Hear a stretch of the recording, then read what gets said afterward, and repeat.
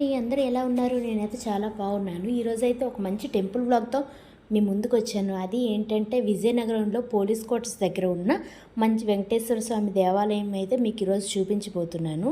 ఈ దేవాలయంలో every year కూడాను వెంకటేశ్వర స్వామి కళ్యాణం అయితే చేస్తారండి. ఆ కళ్యాణం చూడాలంటే కన్నులారా చూడాలంటే మన 2 కళ్ళు చాలవండి. అంత అంగరంగ వైభవంగా చేస్తారు. లోపల వ్యూ అయితే ఇలా ఉంటుంది వెంకటేశ్వర స్వామి టెంపుల్కి. చుట్టూ మొత్తం కూడా పెద్ద ఏరియాలో రంగోలి అంతా ఫుల్ డిజైన్ ధ్వజస్తంభం ముందు కూడాను ఇట్లా రంగోలి అంతా ఫుల్గా వేసి ఉంటుంది. సో ఇదైతే మీరు ఒకసారి అయితే చూసేయండి. ఈ గుడికి రెండు వైపులా కూడా ఒక సైడ్ రామానుజాచార్య స్వామి, రెండో వైపు భూవరాహస్వామి విగ్రహాలు కూడా బుజ్జి బుజ్జిగా ఎంత క్యూట్గా కట్టారో చూడండి. ఈ ఎదురు ధ్వజస్తంభం ముందైతే రంగోలి అయితే నాకైతే చాలా నచ్చిందండి. ఇదైతే యాగశాల, ఏవైనా హోమాలు చేయాలంటే అక్కడనే చేస్తారు. అండ్ ఇదైతే ఆంజనేయ స్వామి, ఎంత పెద్ద ఆంజనేయ స్వామి ఉందో చూడండి. ఇవి మొత్తం వెంకటేశ్వర స్వామి రూపాంతరాలండి. మొత్తం గుడి చుట్టూ కూడా ఇవే ఉంటాయి. ఆ రూపాంతరాన్ని చూడడానికే ప్రత్యేకంగా వెళ్ళాలండి. చిన్న చిన్న విగ్రహాలు గుడంతా కూడా ఎంత అందంగా ఎంత ఆకర్షణీయంగా ఉన్నాయో. మొత్తం రాముడు, సీత, ఆంజనేయ స్వామి మొత్తం ఈ విగ్రహాలన్నీ కూడాను గుడి చుట్టూ ఉంటాయండి. ఇంకా ఇందులో అట్రాక్షన్ పార్ట్ వచ్చేసేసి గుడి లోపలనే ఆవులను పెంచుతారండి. సో ఈ ఆవుల్ని పెంచడము, ఈ గడ్డి, కొబ్బరి చెట్లు ఇవన్నీ కూడాను ఒక ప్రశాంతమైన వాతావరణాన్ని అయితే మనకి కనిపిస్తుందండి. నేను చెప్పినట్టుగా మీరు ఒకసారి వెళ్ళి దర్శించుకొని రండి. మీ ప్రశాంతమైన వాతావరణం ఇంకా మరికొంచెం పీస్ఫుల్గా రెడీ అవుతుంది.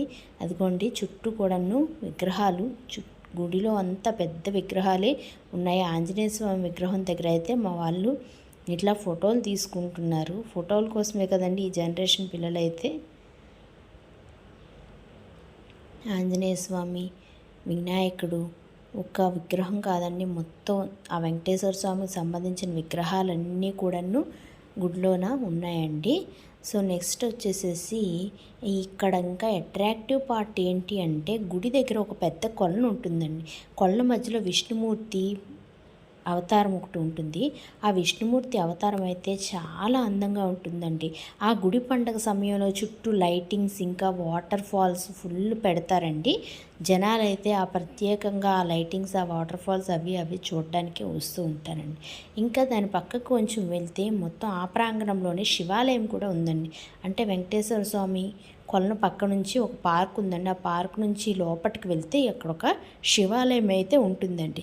ఈ శివాలయంలో సైడ్ వాల్స్కి అయితే మొత్తం శివుని తాలూకు చరిత్ర, శివపార్వతుల వివాహము అది కూడాను చాలా అందంగా వివరించి బొమ్మల రూపంలో మనకు విగ్రహ రూపంలో గనక వాళ్ళు కట్టి ఉన్నారండి.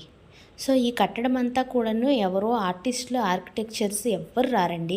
కేవలం ఆ పోలీస్ క్వార్టర్స్లో ఉన్న పోలీస్ అంకుల్సే కడతారండి. మొత్తం వాటరింగ్, కలరింగ్ మొత్తం అంతా వాళ్ళే చూసుకుంటారండి. ఇదైతే శివాలయం లోపల పార్టు. సో ఇట్లా ఉంటుందండి. శివాలయం కూడా చాలా అందంగా శివరాత్రి టైంలోనైతే ఇంకా చాలా అందంగా ఉంటుందండి. నాకైతే ఈ విగ్రహాలు, చిన్న చిన్న విగ్రహాలు ఎంత నచ్చినాయి అంటే దాని దగ్గరికి వెళ్ళి కొంచెం సేపు అలా ఉండిపోయానండి. ఆ శివునికి సంబంధించిన విగ్రహాలన్నీ చూసుకుంటూ. ఇంకా పిల్లలకి కూడాను ఆ శివునికి సంబంధించిన విగ్రహాల కోసం ఏదో నాకు తెలిసినంతలో కొంత వాళ్ళకైతే ఎక్స్ప్లెయిన్ చేయగలిగానండి.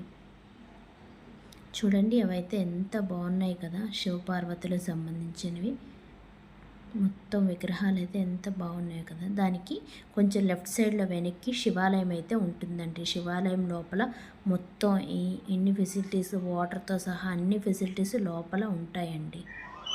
ఇంకోండి శివాలయం నుంచి కొంచెం లోపలికి వచ్చినట్లయితే లోపటి వైపు చిన్న చిన్న మొక్కలు, తులసి కోట, రావి చెట్టు, ఉసిరి చెట్టు మొత్తం అన్నీ చూస్ చేసుకోవడానికి సంబంధించిన చెట్లతో సహా ఫుల్ ఆఫ్ గ్రీనరీ అండి.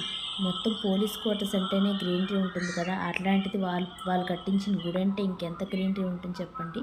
ఆ శివపార్వతుల విగ్రహం అయితే సేమ్ అక్కడ కైలాసగిరిలో కట్టినట్టుగానే మనకి ఇక్కడ సేమ్ కట్టారండి.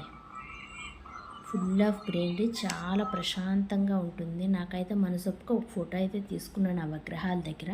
అలా ఫొటోస్ తీసుకొని కొలం దగ్గర కూడా ఫొటోస్ తీసుకొని కంప్లీట్ చేసాము.